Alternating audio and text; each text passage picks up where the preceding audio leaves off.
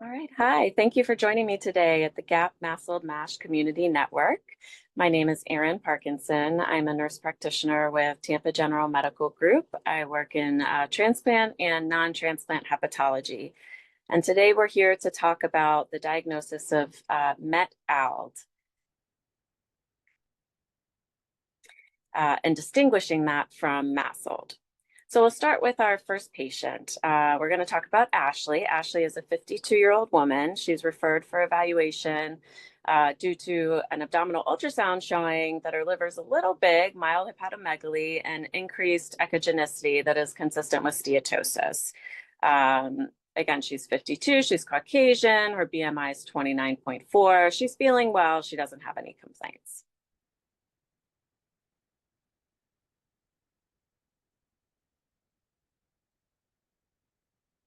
Next slide. Medical history includes PCOS, hypertension, hyperlipidemia. So kind of right off the bat, we know that she meets some of the criteria for MASLD. She has metabolic risk factors. However, her social history says that she's also drinking about 2 glasses of wine every day, which doesn't sound that terrible, right?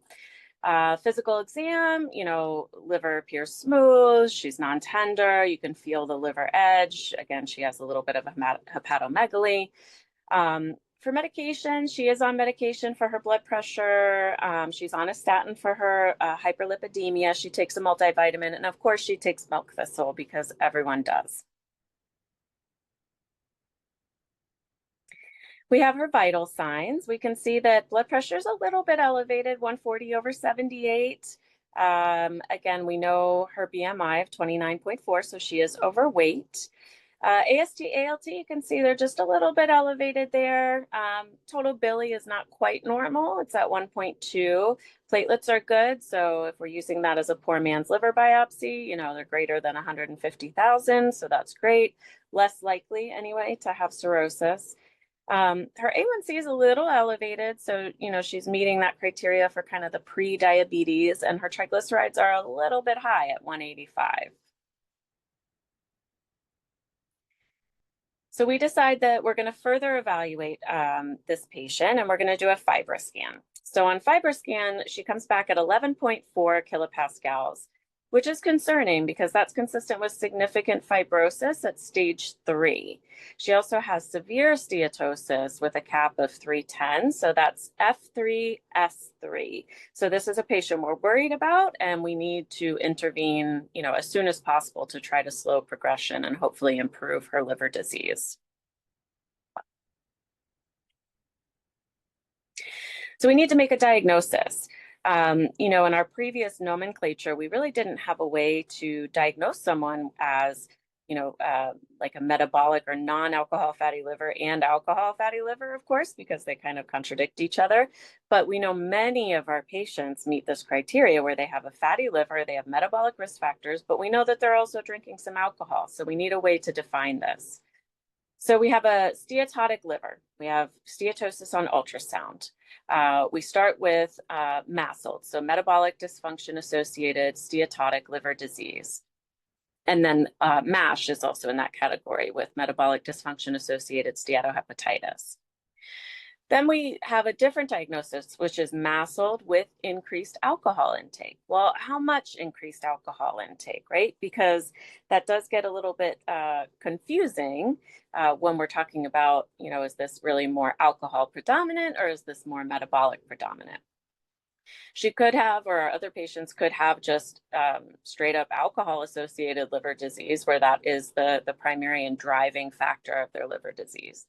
Sometimes we have other reasons that they can have a steatotic liver, so drug-induced liver injury, patients on methotrexate, monogenic diseases, so you can have, LALD, Wilson's disease that can present with steatotic liver, and then there's some other miscellaneous things, just like Hep C can, especially genotype 3, can give you more of a fatty liver. Malnutrition can do that. Celiac can do that.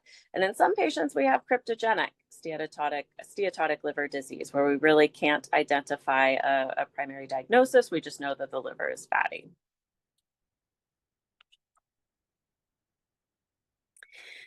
So what what is a serving of alcohol? You know, our patients will tell us they have a glass of alcohol, but are they drinking, you know, a 32-ounce Yeti full of vodka, or are they actually drinking just 1.5 ounces?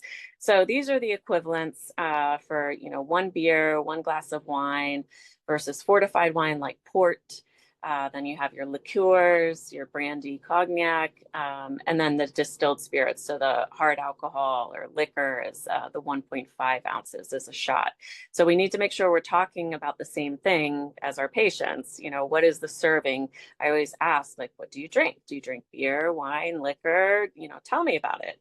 Tell me about how much you have, you know, each time. Um, Now, there are key pathogenic mechanisms for this dual etiology liver disease. So we have the NAFLD or MASLD risk factors. These are the metabolic risk factors, the insulin resistance, the diabetes, obesity, visceral fat. You've got sedentary lifestyles, genetic susceptibility.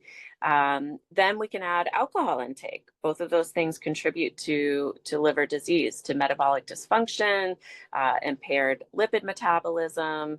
Um, you have inflammatory response that causes additional injury. We disrupt the gut microbiome, which is one of the significant drivers of liver disease in the intestinal microbiome. They get accelerated fibrosis and disease progression.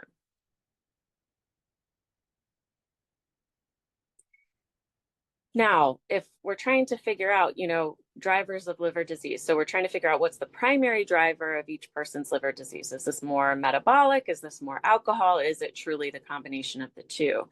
And it is important to know because this is the risk estimates for decompensation based on stage of liver disease and primary driver of liver disease. So, you know, you have a patient who is F0, F1 primary MASLD, their 5-year risk of decompensation is less than 1%. Whereas that same patient, it's alcohol liver disease, their 5-year risk is higher. Obviously, the patients we're most worried about are those with significant liver disease, so F2 to F4. Then we add in the, you know, cardiometabolic risk factors, we add in the genetic risks, and then the alcohol intake. You know, I don't know about you, but I don't measure alcohol intake in grams. So all of these definitions are great, but I need to put it into servings for me to be able to translate that into clinical practice. So for instance, for our particular patient, it said that she was drinking about 2 glasses a day. Well, one serving is 14 grams, just so we can kind of, you know, convert that in our heads. So if we're looking at about, you know, less than 30 grams per day, that would be essentially 2 drinks for a female, or 210 grams a week. That would be about 7 drinks. So we just need to keep in mind what the grams actually translates to so we can make our diagnosis.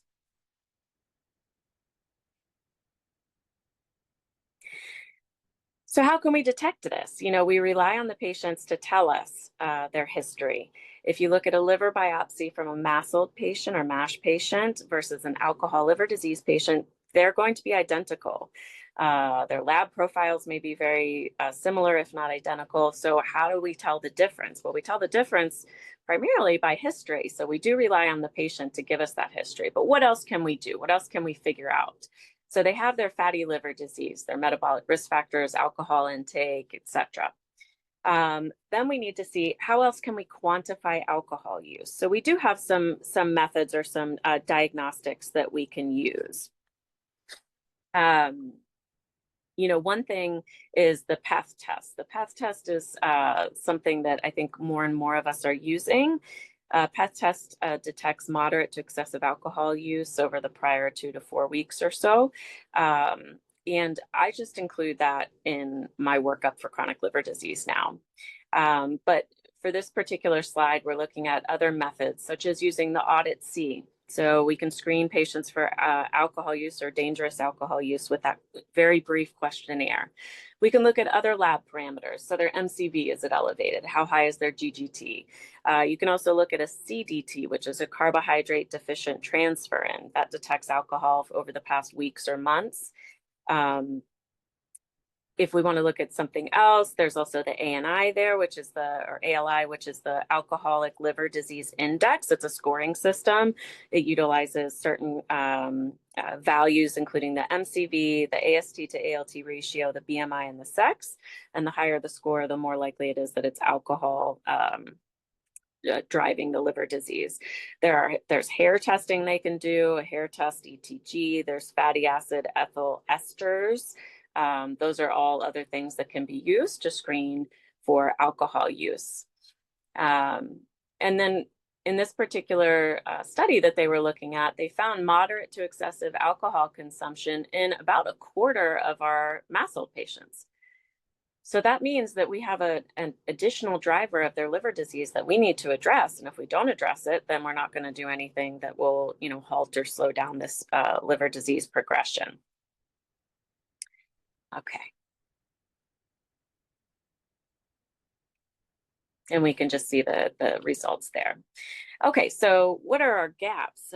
These are ways that we can, detect the alcohol versus MASLD, but what else can we, what are the gaps in assessment of MetALD? So again, we have our steatotic liver disease. So do we have evidence of metabolic dysfunction? And those are the things that we know about, right? So we're talking about BMI, we're talking about impaired fasting glucose, blood pressure, triglycerides, weight, all of those things. Do they have isolated hypertension or hypertriglyceridemia? And if so, do they have, are they drinking alcohol? If not, then it's MASLD. We should otherwise consider PEth testing because this could be a diagnosis of MetALD. If we're looking, for the alcohol use to diagnose MetALD, we need to ask about their type of drinking. What's the pattern of drinking? How much do they drink in one sitting? I'll ask people, are you a weekend warrior? You might not drink during the week, but Thursday, Friday, Saturday, Sunday, you're drinking more, or you drink a 12-pack on Saturday, that's significant. Have they had legal troubles like DUIs related to liver disease, looking for that hazardous alcohol use? Then if we're going to stratify the alcohol use, we're looking at about 10 to 25 servings per week for a female in combination with metabolic risk factors would give us a diagnosis of MetALD.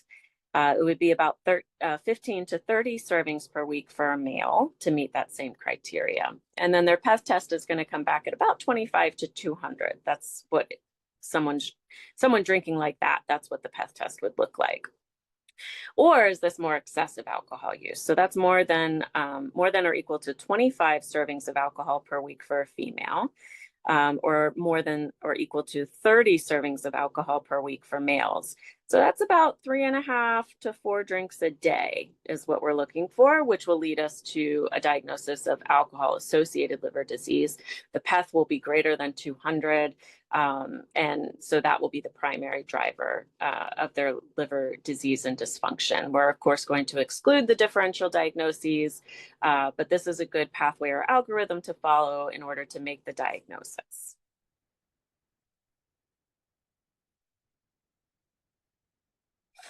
And you can just see those things that I highlighted. So where's our patient? So again, a 52-year-old female who's overweight, has some metabolic risk factors, but her PEth came back at 120. So that's consistent with her moderate alcohol use. She's saying that she has 2 drinks of wine a day, which would be about 14 a week. She's, and that fits that definition of moderate alcohol use.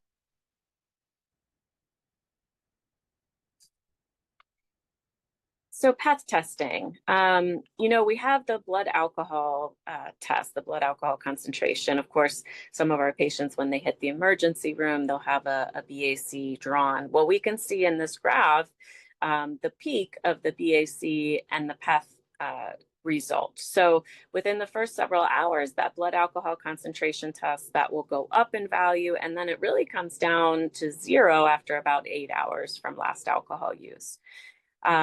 This is looking at PEth testing, and that was detectable for 3 to 12 days after one single binge. So, binge drinking has a definition. It's, greater than or equal to about 4 to 5 drinks in one sitting within a 2-hour period. So that would be the definition of binge drinking. The mean half-life time is about 3 days for the PEth test. And then this was looking at PEth test compared to alcohol use, number of drinks, males and females. There was really no significant variability by sex or for BMI.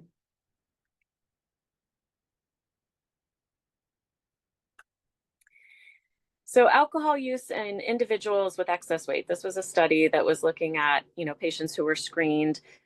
This is an ongoing issue because we have clinical trials that we're trying to enroll for MASH or MASLD, but we should be distinguishing those who have MetALD or alcohol liver disease. And of course, patients lie. So we know that patients lie. So there were, over 600 patients that were screened for the study, over 600 enrolled. Then, people were excluded who didn't meet the criteria. Then it further broke it down. These were all patients that, would have met criteria for MASLD, and they, based on PEth testing and patient report of alcohol use, they actually found that 97 of these patients had suspected MetALD based on their PEth test and alcohol report. So that means 97 out of that 333 really were not MASH patients. These were MetALD patients. And that came to about 15.7% of the patient population that was trying to be enrolled for a MASLD study.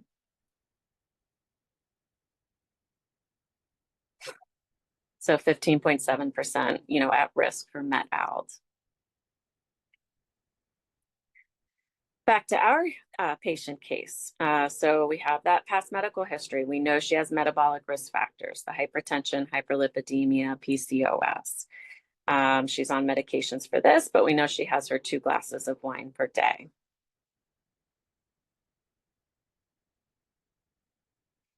Looking at alcohol and hypertension, it's important to point out that we do see isolated hypertension and hypertriglyceridemia and alcohol-associated liver disease. So this was looking back at 32 randomized clinical trials involving over 700 participants. And what I found was alcohol has this biphasic effect on the blood pressure. So the blood pressure decreases for about up to 12 hours after alcohol consumption, but then after 13 hours, it increases.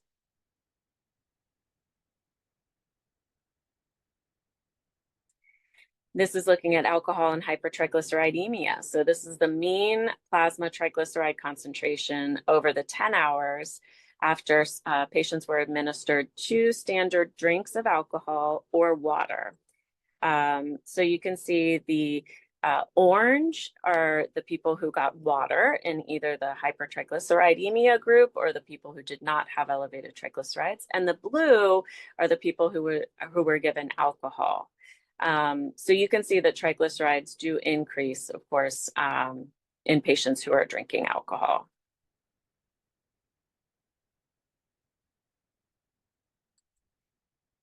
So to summarize, she's 52 years old. She has a fatty liver on ultrasound.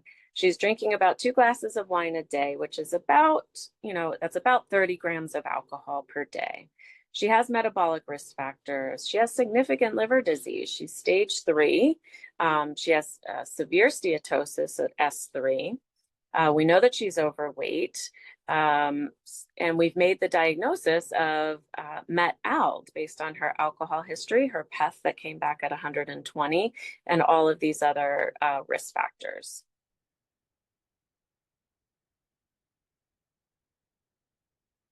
And we can call it a MASLD predominant MetALD. So in this case, if we were looking at that algorithm, that she was on the side of, alcohol is contributing, but she primarily has these metabolic risk factors, and then alcohol is contributing to it. So MASLD predominant MetALD.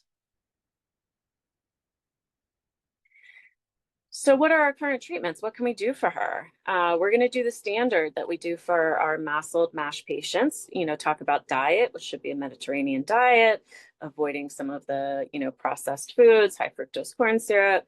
We need to talk about exercise, getting 150 minutes a week of moderate intensity exercise, the importance of weight loss. She has a BMI of 29. So what can we do to improve that? She a candidate for resmetirom. So resmetirom does not have a specific indication for MetALD, but that diagnosis wasn't even in existence at the time of the clinical trials.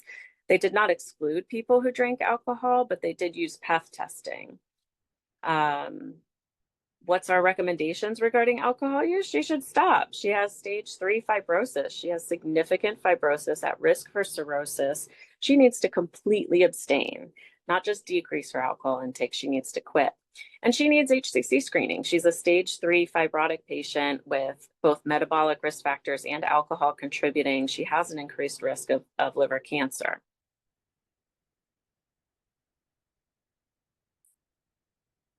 So looking at an ideal MetALD definition for clinical trials, we really need a definition that's based on objective biomarkers. So we know that patients are going to underreport their alcohol use.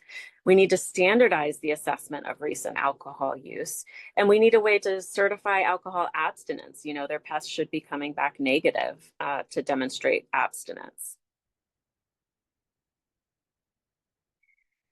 We need to ensure that the drivers of liver disease are actually present. So, you know, considering more than one cardiometabolic risk factor, or we need to ensure that there actually is persistence of the hypertension or hyperlipidemia after they stop alcohol use. Because as we saw, alcohol use itself can cause isolated hypertension and hypertriglyceridemia. So once she quits drinking, does she continue to have that problem? Because those are her metabolic risk factors. And then the exposure to risk factors. When is this taking place? You know, she has increased alcohol intake. Does she meet this criteria within the past 6 to 12 months? Which means she was drinking during that time. She has those cardiometabolic risk factors and diagnoses that are ongoing in the past 6 to 12 months. These would be ideal for the MetALD definition for clinical trials. Our take-home messages, you know, we have a new definition for MetALD. So this is alcohol intake beyond 140 to 350 grams for women, or 210 to 420 grams for men, respectively. So again, I can't think in grams. So really that means for a female, it's greater than 14 to 25 drinks per week. And for men, we're looking at more than 30 to 60 drinks per week. Clinical criteria could underestimate MetALD. The underreporting of alcohol use is universal. So we need the alcohol biomarkers such as the PEth testing. Again, I screen all of our patients. It's just part of our chronic liver disease workup testing to assess the PEth. And we're going to ensure that drivers of the liver disease are present. We need to continuously reassess the metabolic dysfunction over time, especially if she quits drinking. You know, do some of those metabolic risk factors actually go away? And the adequate exposure, so that means over the prior, 6 to 12 months or so, exposure to those risk factors. And, this criteria for clinical research really should facilitate an objective MetALD diagnosis, allowing comparisons among different sociocultural realities. We need to compare apples to apples. We need to have these standardized definitions and then utilize them for our clinical trials so that we know that we're actually comparing the same patient populations. So please visit the GAP MASLD MASH Community Network for additional disease state education and for our ResDiffra webcast. Thank you so much for joining me today.